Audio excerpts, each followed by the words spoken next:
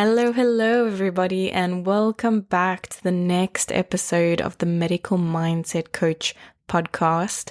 And I am your host, Star Freudenberg. For those of you, if this is the first time you're joining in and you don't know me and who I am and what I'm all about, I am operating as a holistic doctor working in the field of helping people achieve health, nutrition, energy, lifestyle, and really getting yourself back to your optimum functioning levels, dealing with people with diseases, maybe just people want to do maintenance, but just really getting you back to the point of where you want to be. And I do that all naturally. So it's really an inspiration of trying to help and also teach what maybe you might call the olden ways or the ways of the ancient ones, when there's knowledge that's so vast and so deep that have been practiced for thousands of years, in comparison, where Western medicine is only a couple of hundred years. Just trying to sort of bring that back in because we can naturally achieve ways of healing and also long-lasting success of achievement as well. Whereas typically people might go to Western medicine and then they might have a problem and then they have to take a couple of pills. And then all of a sudden they're on this hamster wheel that now that pill creates another problem and they're just continuing this evil cycle until eventually the body does give up or isn't strong enough to handle basic things anymore, and then you might just get wiped out by a flu. So the work that I like to do is obviously help people kickstart a holistic approach where we do adjust everything from A to Z, whether that's your mindset, that's your lifestyle, that's your diet, that's your certain behaviors, certain patterns, certain habits, and we correct all of those things. And that's sort of the work that I specialize in to be able to do and help you with that. So I can pull upon broad range of knowledge, or even refer you to people who I think might be appropriate for you and your needs, and then get you there. So again, the purpose of this podcast is just every episode just to give a little bit of information out there that, should be common information, common knowledge, but not really, and it's not really out there or not, just again with the technological advancement that, okay, it's just so much out there that we don't even know where to look, how to look, and even what is right anymore. Because if you go on Google, famous Mr. Google, Dr. Google, you can find pros and cons of opposing opinions to the same thing. So then you think, okay, well, what's the right answer anymore? So we don't really know. And that's where we need to actually go to experts and say, okay, great. Please tell me, what do you know? What has worked?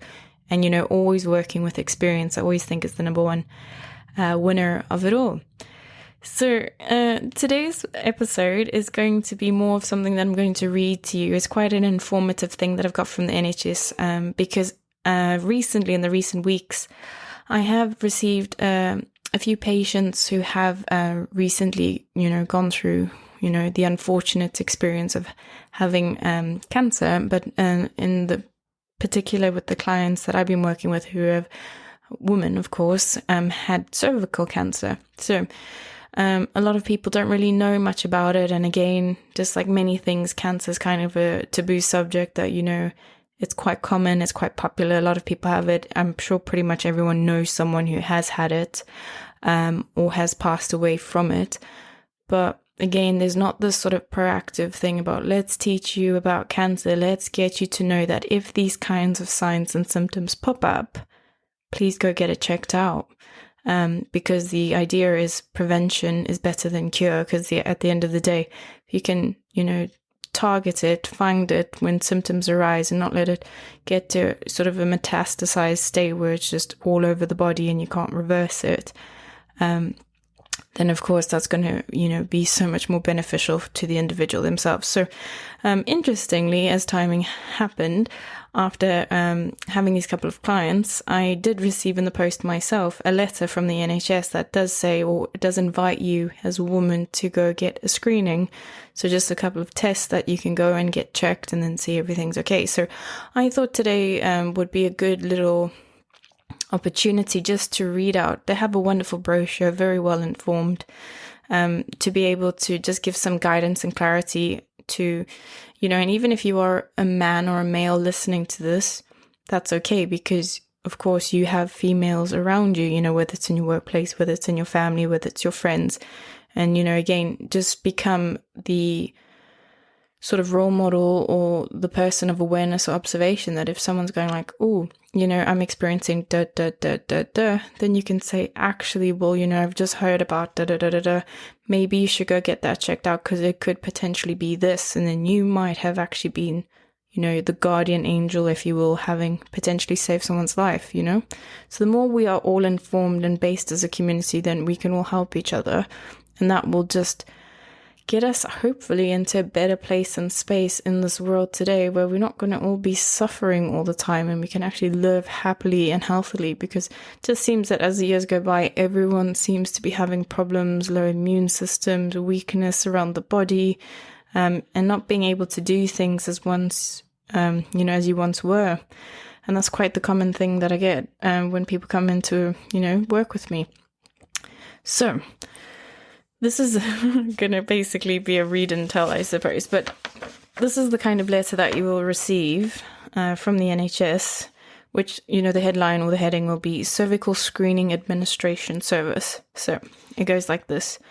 We are writing to invite you for NHS cervical screening, or previously called the smear test. We offer screening to help prevent cervical cancer and to save lives. Yes, yes, yes. If you're registered with your GP practice, you can contact them to make an appointment. And in some areas, local sexual health clinics may also offer screening. So the one that I commonly know in London is in Paddington. And it's called the St. Geoffrey's Wing Sexual Health Clinic. So that's quite a common one that people go to. But of course, if you live outside of London, anywhere locally, again, just phone your GP and you'll be able to register and get an appointment, because they do take this very seriously. And they want to just make sure everyone is okay and healthy. So, and again, it's not something that you have to pay for. So please, just grant yourself the liberty and time just to be able to take a few minutes, right? So the test will only take a few minutes, and you can ask for a female nurse or doctor as well. We invite women aged 25 to 64, whether or not they are registered with a GP. You should consider having surgical screening regardless of your sexual orientation, sexual history, or whether you have had the human papillomavirus or HPV vaccination. Cervical screening now tests for HPV. HPV can cause changes in the cells of the cervix. So if we find HPV in your screening sample, then we can check it for abnormal cells.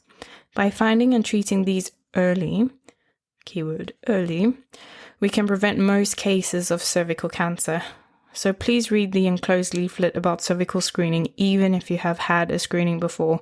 This leaflet is to help you decide whether to have the test. More information is also available at the www.nhs.uk//cervical. We will send you your screening result to you by post. The nurse or the doctor who does your screening will tell you when you can expect to get your letter, and they will also get a copy. So please make sure you tell them about any changes to your address. So now there's quite a nice system, probably again how technological advancement has happened since post-COVID, that you'll have sort of this online platform or portal that you'll just get an email and say, okay, you've received a letter from your GP, you'll click on it, and then you'll just have this online access to see your letter, any appointments that have been made or registered at hospitals, and whether they'll hold a telephonic conversation with you, or it's just a simple email, or if you'll be called into a hospital to do an appointment for follow-up, for example. Cervical screening cannot prevent every cervical cancer. Cancer can start to develop in between screening tests. So if you have any symptoms such as, so red flags here, bleeding between periods, after sex or after menopause, or changes to vaginal discharge, please see a doctor as soon as possible. If you have any concerns or questions about cervical screening, please ask your healthcare provider. And this is sent by the Cervical Screening Program on behalf of the GP. Great. So that's the letter that you receive. So NHS cervical screening, so helping you to decide whether you need one or not, right? It is your choice whether to have a cervical screening test or not. This leaflet aims to help you decide. Cervical screening used to be known as the smear test. Why we offer cervical screening? NHS cervical screening helps prevent cervical cancer. It saves thousands of lives from cervical cancer each year in the UK. In England, cervical screening currently prevents 70% of cervical cancer deaths. That's quite a high statistic. If everyone attended the screening regularly, 83% could be prevented. Who we invite? Cervical screening is for women and people with a cervix. We offer screening every 3 years from the ages of 25 to 49 and every 5 years from the age of 50 to 64. This is because most cervical cancers develop between these ages. First invitations arrive a few months before people turn 25, so you can book your appointment as soon as you get your invitation. We invite some people more often due to a previous screening result. You should consider having screening regardless of your sexual orientation, sexual history, or whether you've had the HPV vaccination. If you are a transgender, trans man, registered with your GP as a female, you will need to send your invitations to, we will send you invitations for cervical screening. If you are registered as a male, you will not receive invitations, but your GP or practice nurse can arrange an appointment for you if you have had a cervix. If you are a trans woman, you do not need cervical screening. Cervical cancer. Cervical cancer happens when cells in the cervix grow in an uncontrolled way and build up to form a lump, also called a tumor. As the tumor grows, cells can eventually spread to the other parts of the body and become life-threatening. Your cervix is the lowest part of your uterus or womb and is found at the top of your vagina. So there's different aspects or sort of different ways that the vagina, the womb area will be broken down, but you'll get the ovaries, the uterus, the cervix, the vagina. So that's just sort of like a diagram. If you do go online, you can show that it will show you the female reproductive system. And of course the cervix is at the top of the vagina. So not everyone knows sort of the breakdown of it, but you know, it's okay. That's not for the purpose of this conversation. HPV and cervical cancer. So nearly all cervical cancers are caused by a virus called human papilloma virus, or HPV. HPV is very common. Most people will get the virus at some point in their life. It is spread through close skin-to-skin contact during any type of sexual activity with a man or woman. HPV can stay in the body for many years. It can stay at a very low or undetectable level and not cause any problems. This means an HPV infection may have come from a partner a long time ago. There are many different types of HPV, but only some high-risk types can lead to cancer. The types of HPV that can cause cervical cancer do not cause any symptoms. In most cases, your immune system can get rid of the virus without you ever knowing you had it. But sometimes HPV can cause cells in your cervix to become abnormal. Your body can usually get rid of the abnormal cells and your cervix returns to normal, but sometimes this does not happen and the abnormal cells can go on to develop into cancer. What affects your chances of getting cervical cancer? Having cervical screening lowers your chances of getting cervical cancer. Screening finds abnormal cells so they can be removed before they become cancer. HPV is found on the skin around the whole genital area and can be spread through any type of sexual activity. This means that condoms or dental dams can help prevent infection, but they do not provide total protection from HPV. Smoking increases the risk of cervical cancer because it makes it harder for your body to get rid of HPV infections. Information about stopping smoking is also available at www.nhs.uk/smoke-free. The HPV vaccination protects against the types of high-risk HPV that can cause most cervical cancers. If you have had the HPV vaccination, you will still need to consider having cervical screening when you are invited. This is to check for other high-risk HPV types that can lead to cervical cancer. Having a family history of cervical cancer does not affect your chances of developing cervical cancer. How cervical screening works. Cervical screening is not a test for cancer. It looks for abnormal cells in the cervix. Abnormal cells can develop into cancer if left untreated. The test involves using a soft brush to take a small sample of cells from the surface of your cervix. The sample is put into a small plastic container and sent to a laboratory. It is tested for these types of HPV that can cause cervical cancer. If you have a negative result for the most common types of HPV that cause cervical cancer, your risk of cervical cancer is very low, and there is no need to check for abnormal cells even if you have had these in the past. If you have a positive result for HPV, we will check the sample for abnormal cells. Abnormal cells are not cancer, but they could develop into cancer if left untreated. The cervical screening results. The nurse or doctor will tell you when you can expect your results letter. There are 4 possible results. 1. HPV negative. An HPV negative result means we will not do any further tests. This result means it is highly unlikely that you will have any abnormal cells. Even if you did, it would be extremely unlikely that they would cause a problem. We would simply call you back for screening again in 3 or 5 years' time, depending on your age. Number 2, HPV positive, no abnormal cells. If your sample is HPV positive, we also tested for abnormal cervical cells. If none are found, your result will say you have HPV but no abnormal cells. We will ask you to come for a screening again sooner than usual. Your result letter will explain when. And from what I understand already from clients, that can be sometimes like 18 months or so. So this is so we can check if your immune system has got rid of the HPV. This happens in most cases. 3. HPV positive, abnormal cells found. There are several grades of abnormal cells, as some are more serious than others. Your result letter will explain what your results mean. If you have HPV and any grade of abnormal cervical cells, we will refer you for colposcopy, which is on a different page. We will send you our information leaflet, NHS cervical screening, having a colposcopy. Number 4, inadequate result. Occasionally, a sample may be called inadequate.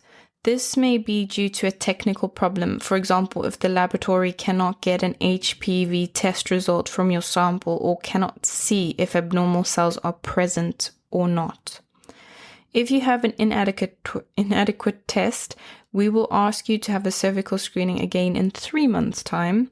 We will wait so that there are enough cells again to get a sample from. So 100 people have cervical screening. Of that 100, 87 have an HPV negative result and then are invited for screening again in 3 to 5 years. Of that 100, 13 typically have an HPV positive result, and of those 13, 9 are invited for screening again in 12 months' time, and the other 4 of that statistic of 13 are referred to have a colposcopy. What happens to samples after screening? Depending on your screening result, your screening sample may be kept by the lab for at least 10 years.